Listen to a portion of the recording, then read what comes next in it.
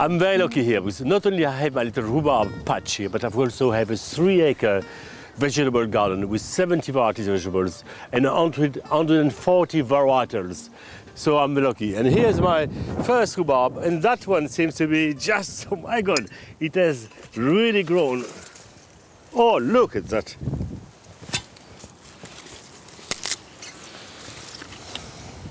Look at this beautiful shoot. So stunning. And those little ones ready to grow as well, little babies here, look at that. That is a miracle of your own produce. You cannot do better than that, you know. That's why you get all the freshness, the flavor, the authenticity. You know, it's absolutely stunning. Just going a few hundred yards from the kitchen. So it's definitely from garden to plate. Bon appetit. Okay, so I'm going to do a crumble with 2 major ingredients. My beautiful, lovely little gariguette strawberries, okay, which have been grown in France since about February. They have these beautiful strawberries. The French are so lucky, you have no idea.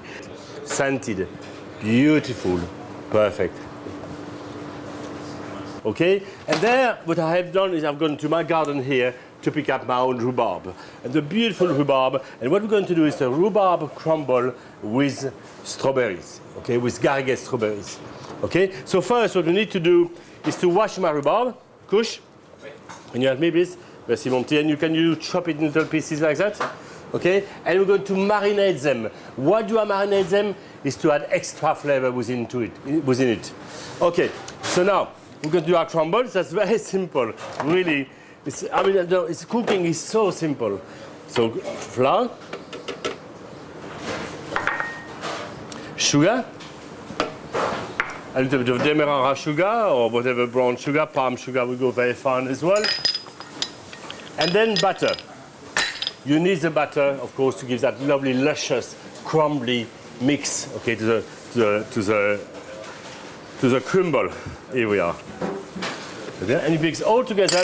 Of course, you can put zest of lemon, orange, a bit of vanilla inside. It's up to you, really, whatever you want to add.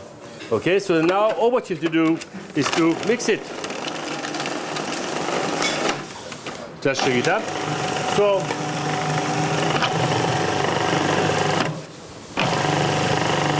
I'm crumbling it, and that's absolutely perfect.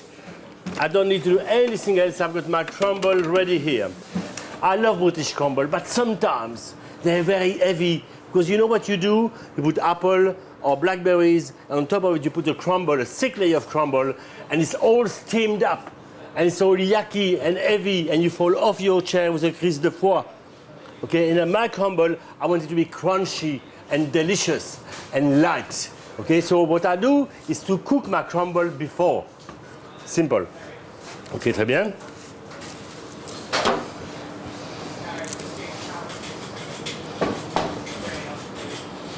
Très bien.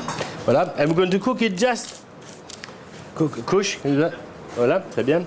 So that will take 190 degrees for about how long, Kush? 10 to 15. 10 to 15 minutes according to your oven, everything changes. Food is a very inexact science, okay? Then I've got my rhubarb nicely cut here. And what I'm going to do here, I'm going to taste it raw. Why? Let's wake you up. That is really brilliant English rhubarb. And I'm going to put a bit of sugar to marinate it. So a little bit of sugar as well here. Very little, 20 grams only. Dash of lemon juice. Sugar acidity, what you're doing, more acid, I bring up the flavor. I want a bit of black pepper as well. A little bit of black pepper, it would be nice to have a nice mild pepper for the show. And you leave them marinating here quietly, okay, for about 20 minutes. So they macerate very nicely. That will have 50% more flavor. You see what has happened here? The sugar is pulled out all these beautiful juices here, and it is absolutely delicious. So I'm going to cook it.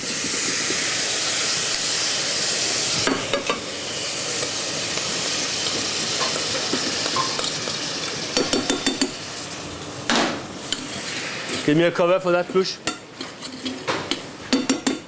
Très bien. So I'm going to stew it very, very nicely for about 8 minutes, 10 minutes maximum. So I'm going to put it in here. Très bien.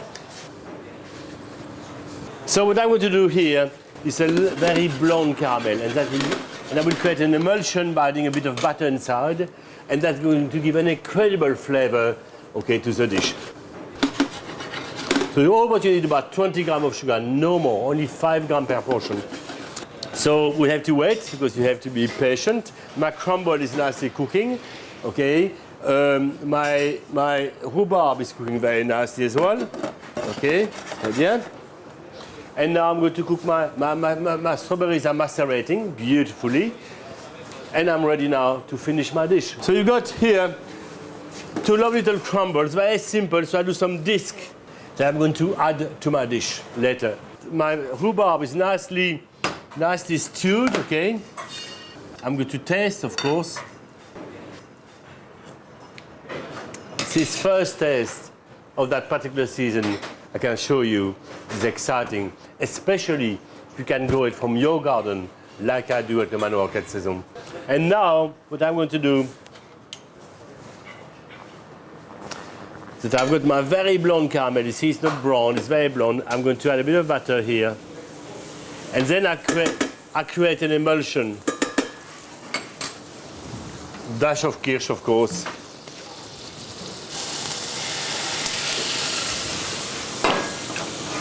If you have to, you don't have to, then you put your strawberries.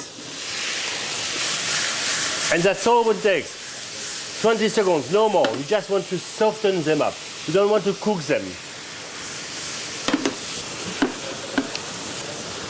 Now we have our wonderful rhubarb here. We have our strawberries. So what you need to do is very simple. It's just bring it together. Let them marinate here. This wonderful, mix that lovely rhubarb. So try to put 2/3, I think you need 2/3 strawberries and 1/3 rhubarb. Because obviously, the rhubarb is much more acid, okay? So you want a bit more sweetness. And then a bit of icing sugar on your crumble if you want to. So voila, so delicate.